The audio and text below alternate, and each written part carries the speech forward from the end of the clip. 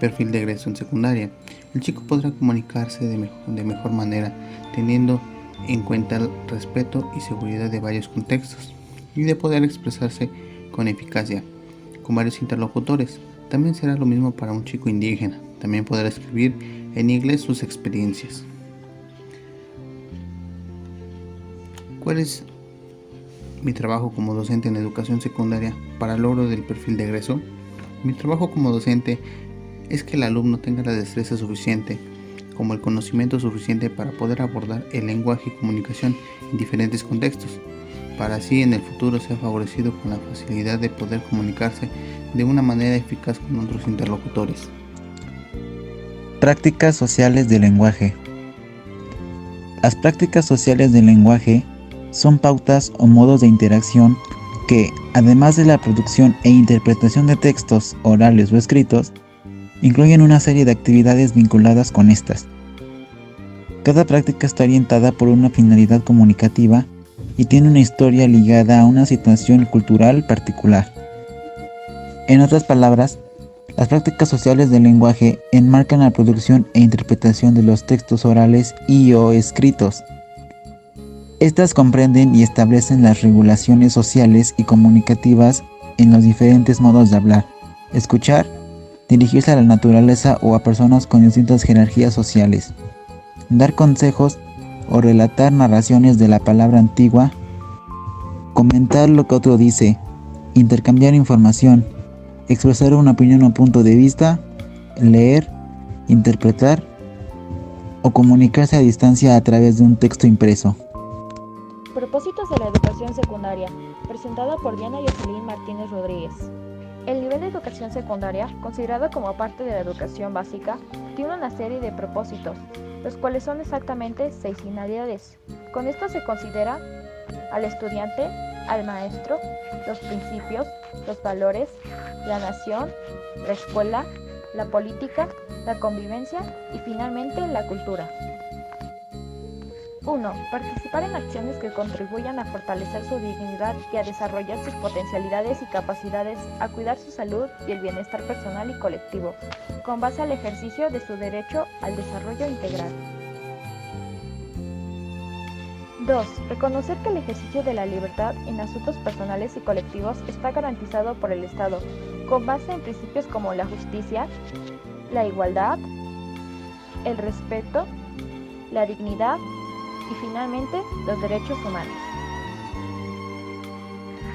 3.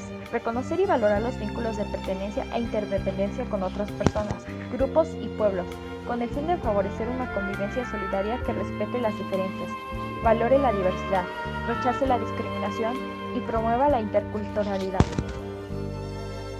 4. Promover una cultura de paz para enfrentar y resolver los conflictos de manera justa y pacífica, mediante la práctica de habilidades comunicativas orientadas a la educación activa, el diálogo, la empatía, la negociación y la cooperación.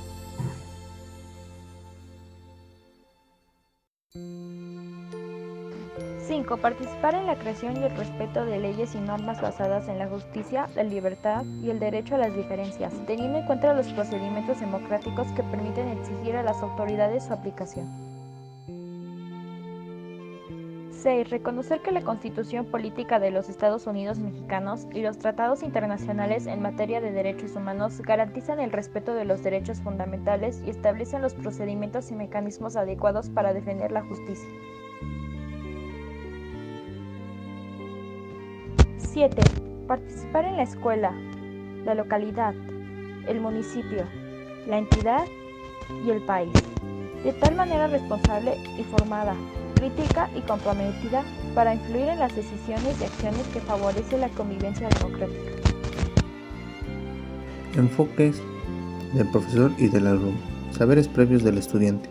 El profesor reconoce que el alumno tiene unos conceptos previos anteriores a la primaria. Por ello, reconocerá y conectará esos saberes con nuevos. Saberes previos del estudiante, del alumno. Tiene conceptos donde él expresará como parte del aprendizaje, así el profesor conectará las habilidades, aptitudes y valores del estudiante. Acompañamiento al aprendizaje. por parte del profesor. Debe de crear un ambiente social donde haya una comunicación donde el profesor y el alumno se comprendan a nivel cultural. Acompañamiento de aprendizaje por parte del alumno. Tendrá una relación cercana en que a partir de los intereses del estudiante o circunstancias particulares le permiten mejorar la enseñanza. Propiciar el aprendizaje situado en la realidad por parte del profesor. Buscará la manera en que el estudiante se relacione con ejemplos que él dé de una manera más realista para así comprender el tema de mejor manera. Aprendizaje situado a la realidad por parte del alumno. Comprenderá los diferentes ejemplos que le da el profesor para tener una enseñanza significativa y quede reforzado el aprendizaje. Enfoques pedagógicos del campo disciplinar de lenguajes y comunicación. El campo de formación, lenguaje y comunicación favorece el desarrollo de competencias que parten del uso del lenguaje y su estudio formal.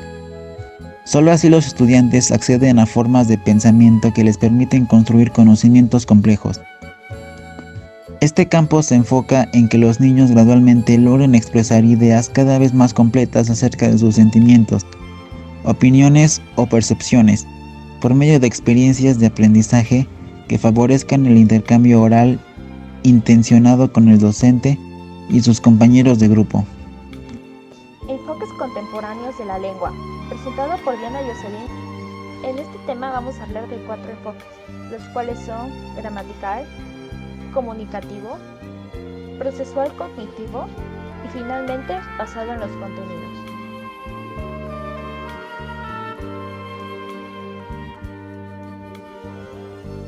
Enfoque gramatical. El enfoque gramatical nace en un contexto escolar de la enseñanza de la declaración escrita en la primera lengua. Procede de lingüística gramática, al igual que se apoya en la tradición de investigar la gramática, por lo que es transidado por la gramática latina, escolástica y lingüística. Enfoque comunicativo. El enfoque comunicativo nace en un entorno donde se enseña una segunda lengua que tiene su origen de una metodología, la comunicativa. Sigue una tradición de métodos, por lo que poco después evoluciona en Europa, donde lo importante era enseñar la lengua para que se comunicaran. Enfoque procesual cognitivo. Nace en Estados Unidos durante los años 70 por medio de una investigación de parte de unos maestros a sus alumnos, que trataron del proceso de producción de textos de manera escrita. Es de psicología cognitiva como de otros campos, y la didáctica recibe la influencia de lo que es la pedagogía humanista. Sus características son: dice que lo importante no es enseñar, sino aprender.